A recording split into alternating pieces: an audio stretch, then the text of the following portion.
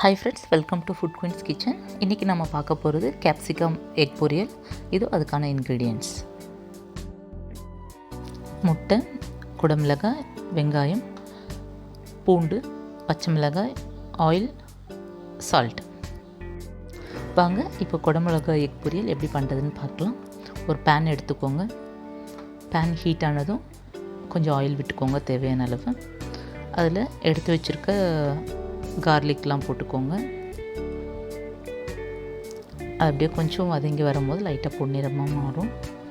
அப்படி மாறுறப்ப நம்ம பொடி பொடியாக கட் பண்ணிக்கணும். ஆனியனும் சரி, கேப்சிகமும் சரி, பொடியாக கட் பண்ணி வச்சுருக்க ஆனியன் அதோடு சேர்த்துருங்க. ஆனியனை சேர்த்ததும் அது கூடவே கொஞ்சம் சால்ட்டும் போட்டுக்கோங்க. நல்லா வதங்கிறதுக்கு உப்பு தேவையான அளவு போட்டுக்கோங்க. போட்டு நல்லா வதக்கிக்கோங்க. நீங்கள் லிட் போட்டு கூட க்ளோஸ் பண்ணிக்கலாம். கேப்சிகம், எக்கு ரெண்டுமே ஹெல்த்தி. சம்டைம்ஸ் கேப்சிகம் பசங்க தனியாக சாப்பிட மாட்டாங்க. ஸோ இந்த மாதிரி எக்கில் போட்டு பொரியல் பண்ணி கொடுத்தீங்கன்னா உடனே காலி பண்ணிடுவாங்க. அதுக்கப்புறம் நம்ம எடுத்து வச்சுருக்க பச்சை மிளகாவை சேர்த்து அதோட வதக்கிடலாம்.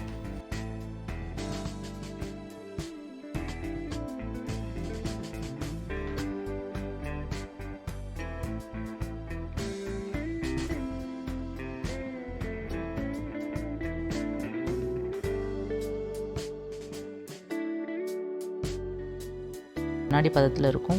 இந்த மாதிரி இருக்கும்போது நம்ம பொடி பொடியாக கட் பண்ணி வச்சுருக்க கேப்சிகம் அதோடு சேர்த்துருங்க. குடமிளகாயை எந்த கலர் வேணாலும் எடுத்துக்கலாம். உங்களுக்கு ரெட்டு, எல்லோ கிடைச்சாலும் எடுத்துக்கோங்க. எனக்கு க்ரீன் தான் கிடச்சிது, ஸோ நான் அதை எடுத்துருக்கேன். அதையும் போட்டுட்டு நல்லா மிக்ஸ் பண்ணி ஒரு 2 to 3 minutes போகிறோம் வதங்கிடும். கேப்சிகம், ஆனியன் ரெண்டுமே சீக்கிரம் வதங்கிடும். நீங்கள் ரொம்ப சீக்கிரமாக செஞ்சிடலாம். கேப்சிகம் வதங்கினோடனே நான் ஒரு 3 எக்ஸ் எடுத்திருக்கேன். அது உடச்சி ஊற்றிக்கோங்க. நீங்கள் இதை பீட் பண்ணி எக்கு ஊற்றினாலும் ஊற்றலாம். நான் அதில் ஊற்றிட்டே அப்படியே பீட் பண்ணிடுவேன்.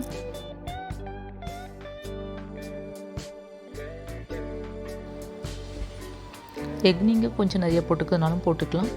உங்கள் வீட்டில் எவ்வளோ குவான்டிட்டி வேணுமோ செஞ்சுக்கோங்க. நான் இப்போ இந்த இதுக்கு ஒரு 3 எக்ஸ் எடுத்திருக்கேன். எக்ஸு அதிகமாக போகிறனாலும் போட்டுக்கலாம். சியோஷ்.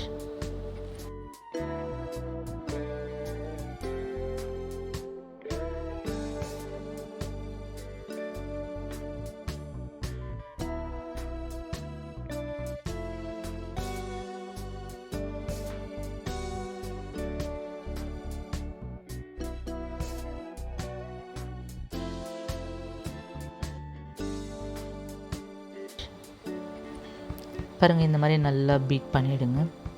ஃபுல்லாக எல்லாம் நல்லா மிக்ஸ் ஆகுற மாதிரி ஃபுல்லாக கலந்து விட்டுட்டு அப்படியே கைவிடாமல் கலந்துகிட்டே இருந்துட்டு ஒரு 2 minutes enough. I think 2 minutes போகும் அந்த எக்கு வேகிறதுக்கு.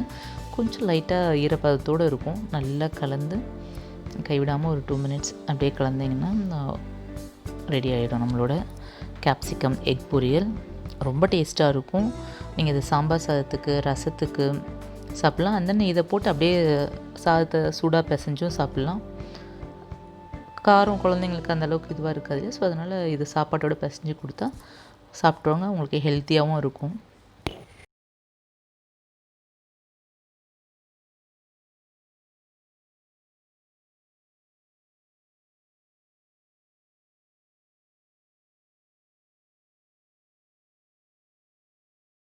நம்மளோட எக் பொரியல் ரெடி ஆகிடுச்சு.